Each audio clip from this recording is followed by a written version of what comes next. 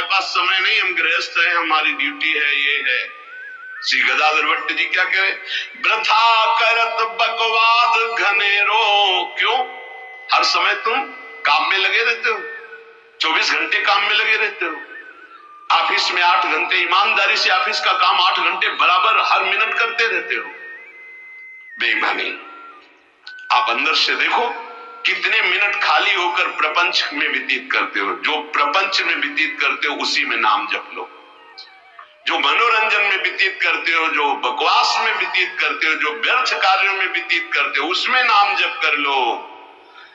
नए नए विद्यार्थी, नए नए बच्चे जिनका जीवन पतन के गर्त में जा रहा है, अरे जिस समय तुम गेम खेलते हो उस समय तुम राधा राधा जपो।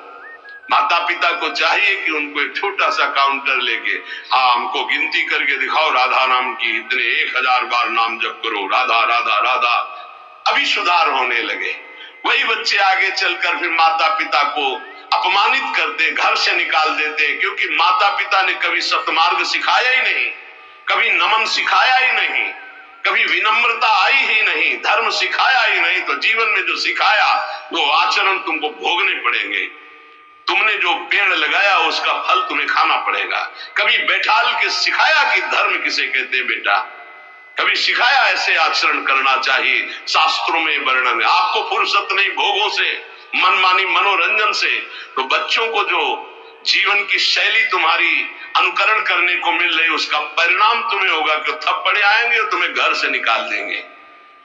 धर्म मर्यादा की शिक्षा बच्चों को दो, ब्रह्मचर्य की शिक्षा बच्चों को दो, नाम जप करने की शिक्षा दो, बड़े बूढ़ों के चरणों में माथा रखने की शिक्षा दो। छोटे से जैसा आचरण सिखाओगे वैसा हो जाएगा। माता पिता बाल कहीं बुलावे, उधर भरे सोई जतन सिखावे। कैसे पेट भरना सीख लो, इंद्रियों के भोगों को भोगना सीख लो, बस फिर परिणाम क्या होगा? ना विनम्रता होगी, ना शील होगा, ना सहन शक्ति होगी, ना उनके अंदर ज्ञान होगा। जो व्यर्थ का समय आप जीवन में व्यतीत करते हैं भाई, वो केवल भेंट दे दो नाम के लिए और तुम खूब कार्य करो। ऐसे कोई कार्य नहीं जिसमें भजन न हो। जब युद्ध में भजन हो सकता है तो ऐसा कौन सा कार्य है? हम छूट देते हैं 8 घंटा। अगर ईमानदारी से तुम मेहनत कर रहे हो, तुम्हें समय नहीं है तो ईमानदारी से देखो 8 घंटा क्या बराबर मेहनत कर रहे हो? कोई भी बराबर नहीं कार्य करता। बेईमानी। बहुत सा समय ऐसा है जो आपका बचता है, उसे मनोरंजन में, व्यर्थ के बकवास में, व्यर्थ के चिंतन में ना खर्चा करके राधा राधा राधा आपका काम हो जाएगा। ये जन्म लेना सार्थक हो जाएगा।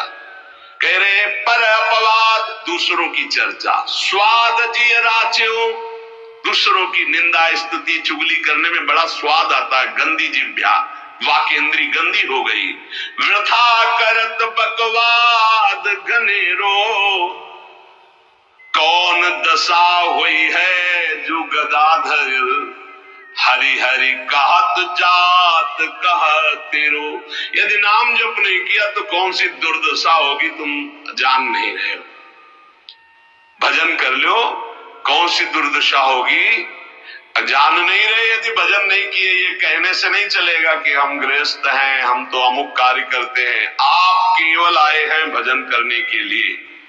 भगवान ने आपको परिवार दिया है, आपको सेवाएं दी है, वो सेवाएं करते हुए राधा राधा हरि हरि कृष्ण कृष्ण। यदि नाम जप हमारी जिह्वा से चलता रहे तो हमें अन्य कोई साधन की आवश्यकता नहीं। परम ईश्वर अर्थात परमेश्वर की नाम की अद्भुत महिमा है। जीवन तुम्हारा दर्शनीय हो जाएगा। शब्दों को याद रखो, बड़े महापुरुषों के वचन हैं।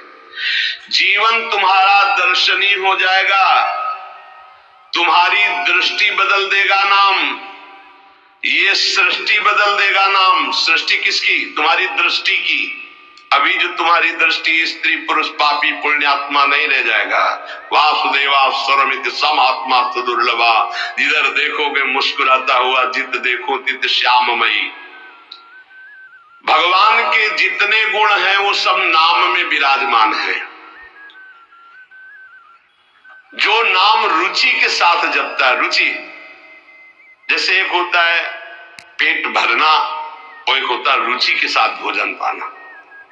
बड़ा स्वाद आ रहा है और भोजन आप पा रहे हैं, ऐसे होता नियम पूरा करना 11 माला। एक होता रुचि के साथ राधा राधा, स्वाद रोमांच हो रहा है, एक अद्भुत आनंद, कोई टोक न दे, कोई बोल न दे, राधा राधा राधा।